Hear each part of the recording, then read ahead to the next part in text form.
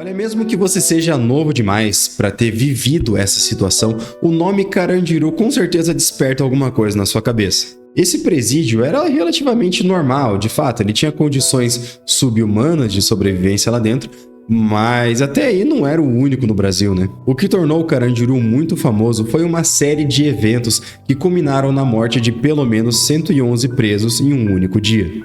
Hoje, no Contos da Fogueira, vamos explorar os eventos que ficaram conhecidos como o Massacre do Carandiru. Mas antes disso, nós trazemos vídeos como esse toda semana. Então se você gosta do nosso conteúdo, por que não se inscrever no nosso canal, curtir esse vídeo e clicar no nosso sininho para ser notificado de todas as nossas novidades a partir de agora. Sem mais delongas, vamos lá!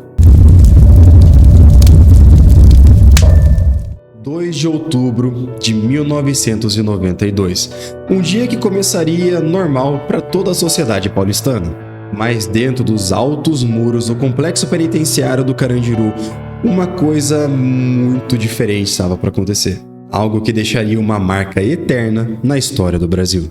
O Carandiru não era apenas um presídio, era um reflexo de um sistema falho, um microcosmo de violência, degradação e desespero. Com capacidade para 3.500 detentos, as suas celas apertadas na verdade estavam abrigando mais de 8.000 homens. Essa superlotação e as condições sub-humanas tornaram o Carandiru uma panela de pressão, estava sempre prestes a explodir.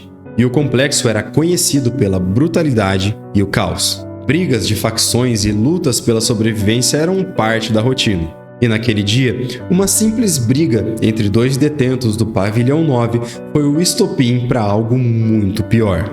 Em questão de minutos, o que era uma briga comum se tornou um motim e se espalhou por todo o pavilhão. E o que se seguiu foi uma tragédia sem precedentes. Dentro das muralhas do Carandiru, o ambiente era volátil e o atrito constante entre os homens criava uma sensação de medo constante. O Pavilhão 9 era conhecido por ser o mais perigoso de todos. Dentro dele, mais de 1.000 homens viviam em condições sub-humanas e o conflito era inevitável. A qualquer momento, uma faísca poderia desencadear uma explosão de violência. Na tarde de 2 de outubro de 1992, essa faísca apareceu e uma briga que era entre 2 homens rapidamente se tornou um conflito coletivo. O que começou como uma discussão verbal rapidamente se tornou uma troca de golpes. E antes que os poucos agentes penitenciários que estavam no local pudessem intervir, o conflito se espalhou como um incêndio pelas galerias. O Pavilhão 9 era um caldeirão de emoções reprimidas em que o poder era disputado por facções rivais. Facas improvisadas, pedaços de madeira e outros objetos improvisados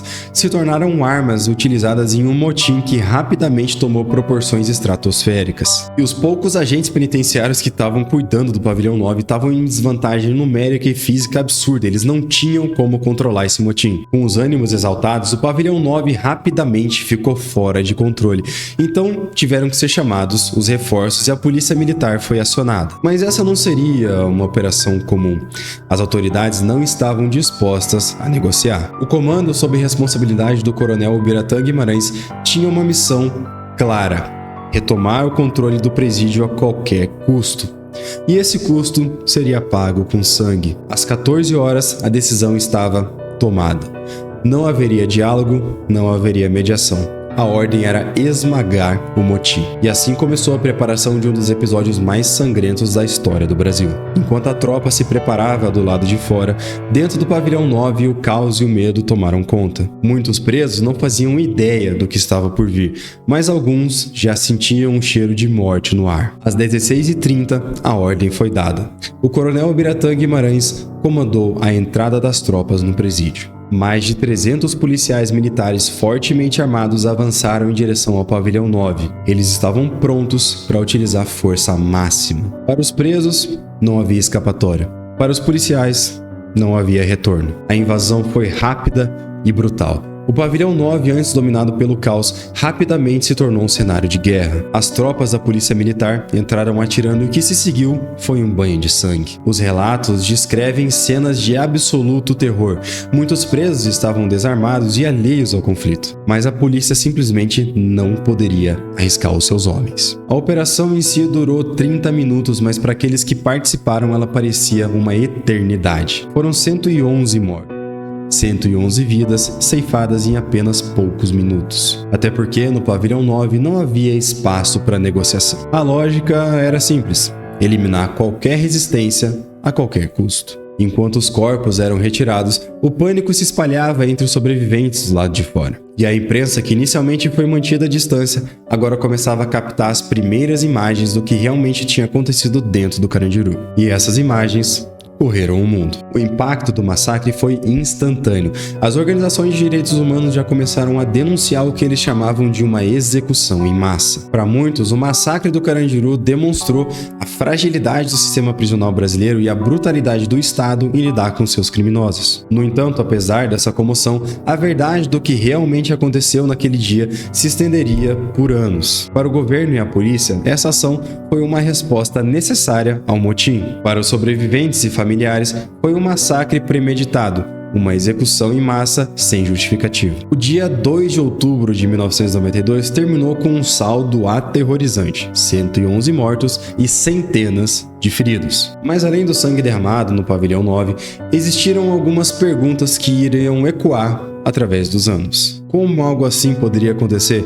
Alguém seria responsabilizado? No dia seguinte do massacre, a sociedade brasileira acordou em choque. As imagens já tinham rodado o mundo e o massacre do Carandiru se tornou alvo de críticas ferozes não só no Brasil, mas também no exterior. As organizações de direitos humanos condenaram a ação da polícia, a classificando como uma ação desumana e desproporcional. Para as famílias dos mortos, o que aconteceu dentro do Carandiru não foi simplesmente uma tragédia, foi um crime. O massacre, perpetrado pelo Estado contra os homens que, apesar dos seus erros, estavam sob sua custódia. Em 1997, 5 anos após o massacre, o coronel Biratã Guimarães foi levado a julgamento. Ele foi condenado a 632 anos de prisão pela sua responsabilidade no massacre, mas essa sentença ia durar pouco. Em 2006, essa sentença foi anulada pelo Tribunal de Justiça de São Paulo sob o argumento de que ele estaria simplesmente cumprindo o seu dever como comandante das operações. Essa anulação da sentença do coronel Biratã Guimarães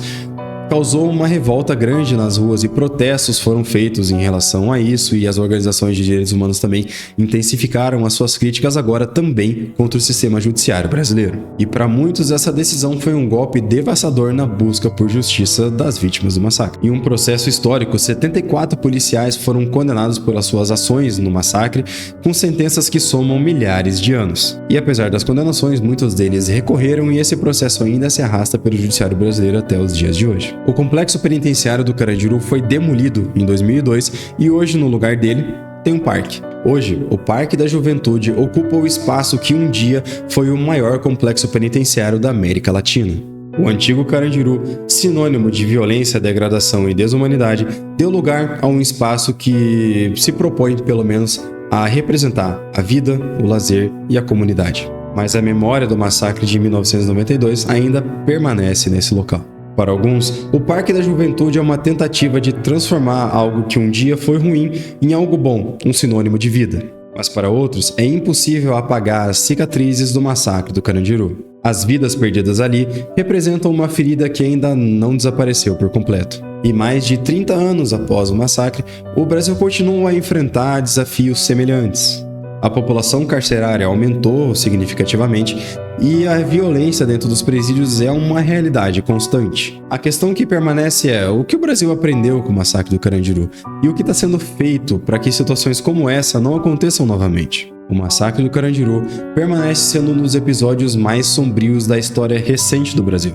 As suas lições são dolorosas, mas essenciais. Até porque, independentemente da sua opinião de que se a ação da polícia foi justificada ou não, a questão é que o que a gente deveria ter feito é, na verdade, tomado medidas para que coisas assim não tivessem nem acontecido no primeiro momento. Mas enfim, esse buraco é mais embaixo e não tá na minha alçada lidar com isso, eu só vou contar a história pra vocês. De qualquer maneira, o que você achou da nossa história? Conta pra mim aqui nos comentários, inclusive se tiver outra história parecida que você gostaria que eu falasse aqui, conta pra mim também, eu vou adorar saber. E lembrando que se você gostou do nosso conteúdo, o nosso canal é cheio, repleto de vídeos muito parecidos como esse, que eu tenho certeza que você vai gostar. E se esse é o seu caso, lembra ali de se inscrever no nosso canal, curtir esse vídeo, clicar no nosso sininho para você não perder nenhuma das nossas novidades a partir de hoje. Muito obrigado por ter assistido até aqui, um grande abraço, falou!